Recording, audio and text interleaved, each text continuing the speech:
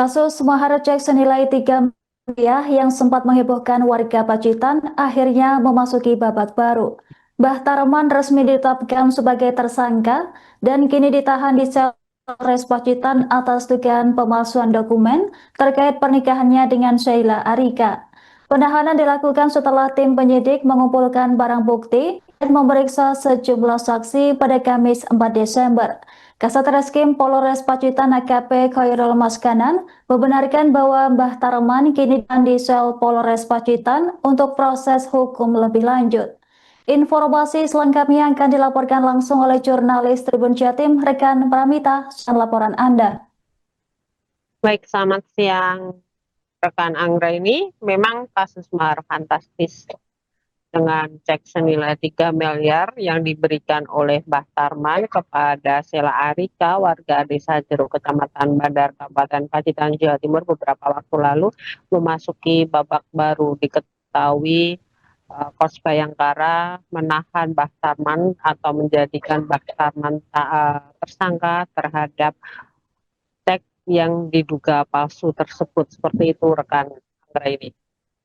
Baik, rekan Pramita, bisa dilaporkan apa alasan utama polisi menaikkan status Mbah Tarman dari saksi menjadi tersangka dalam kasus ini?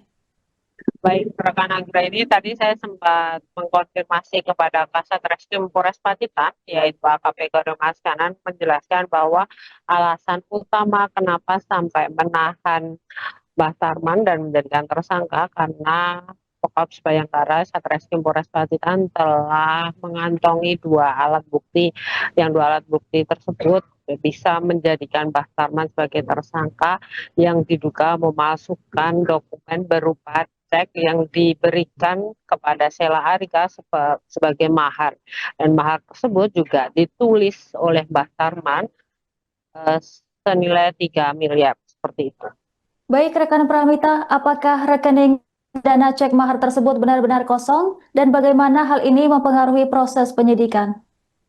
Jadi begini rekan Angga, ini bahwa tidak ada rekening yang ada di dalam cek tersebut. Jadi saksi ahli dari bank terkait, jadi itu kan ada bank BCA, itu menyatakan tidak ada rekening atas nama Mbah Tarman. Dan kemarin beberapa waktu lalu saya sempat mewawancarai juga di pengacara dari Mbah Tarman, menyatakan memang Mbah Tarman tidak mempunyai rekening senilai 3M pun, beberapa ratus juta pun tidak ada. Jadi Mbah Tarman itu memang mengaku tidak punya cek tersebut, tidak mempunyai rekening dengan senilai tersebut. Dan bahkan Mbah Tarman beberapa waktu lalu juga beralasan kepada polisi cek yang diberikan sebagai mahar senilai 3 miliar tersebut itu ketelisut atau hilang sesaat di kamar. Seperti itu rekan.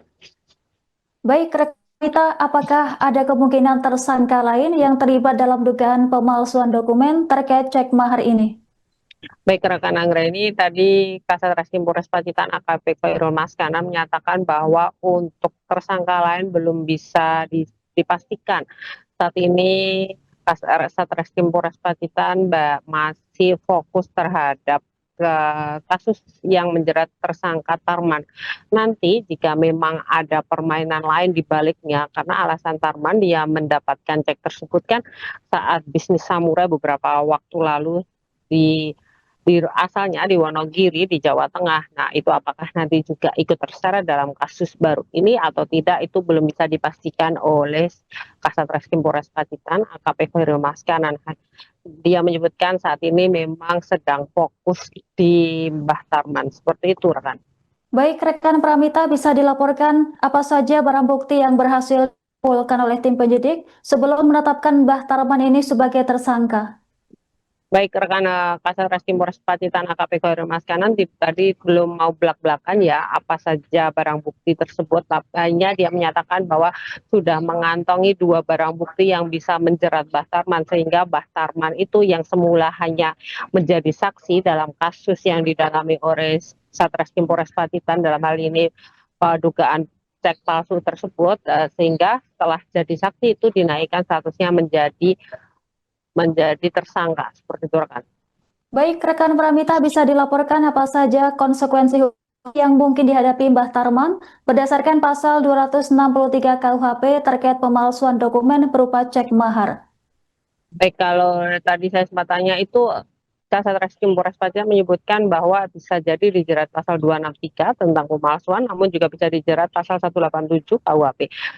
Dari dua KUHP ini itu bisa Mbah Tarman itu konsekuensi hukumnya yaitu dia nanti akan ditahan atau akan dijatuhi hukuman maksimal 6 tahun penjara seperti yang ada di pasal 263 KUHP seperti itu rekan. Baik, Rekan Mita, kemudian bagaimana reaksi dari publik dan warganet terhadap penahanan Tarman ini? Baik, memang reaksi publik dan warganet itu akhirnya gitu ya mereka itu seperti apa ya, bukan bergembira sih, seperti akhirnya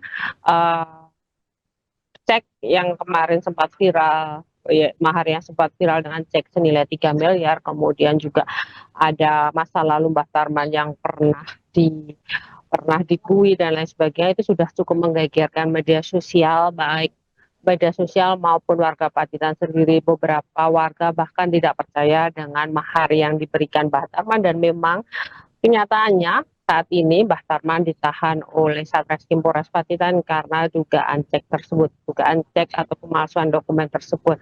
Nah, publik saat ini juga bertanya-tanya nanti kelanjutannya ini seperti apa, apakah ada langkah selanjutnya Mbah Tarman akan dihukum seperti apa, kemudian dia nanti dijatuhi hukuman seperti apa, karena prosesnya masih panjang ya. Saat ini hanya Satreskrim Polres Pacitan sudah menahan pada kemarin malam pada hari Kamis 4 Desember 2025, dan saat ini Mbah Tarman posisinya ditahan di sel Polres Pacitan seperti itu rekan. Baik, Pramita, bisa dilaporkan apa saja langkah hukum selanjutnya yang harus ditempuh oleh Mbah Tarman setelah penahanan di Mapolres Pacitan ini? Baik, mungkin untuk langkah hukumnya nanti mungkin Mbah Tarman masih berkomunikasi dengan pengacaranya yaitu Mbak Juri. Nah, kemarin juga yang mengkonfirmasi pertama sebenarnya Mbak Juri yang menyatakan bahwa memang Mbah Tarman itu dinaikkan statusnya menjadi tersangka setelah sebelumnya dimintai keterangan sebagai saksi pada Kamis 4 Desember 2025 di ruang Satreskrim Polres Pacitan, hingga ada 2 alat bukti yang cukup dari Satreskrim Polres Pacitan sehingga menaikkan status Mbah Tarman semula dari saksi menjadi tersangka. Nah, ini nanti Imam Bajuri tentu akan mengambil beberapa langkah hukum untuk kliennya yaitu Mbah Tarman seperti itu rekan. Baik, rekan Pramita, terima kasih atas laporan Anda. Selamat bertugas kembali.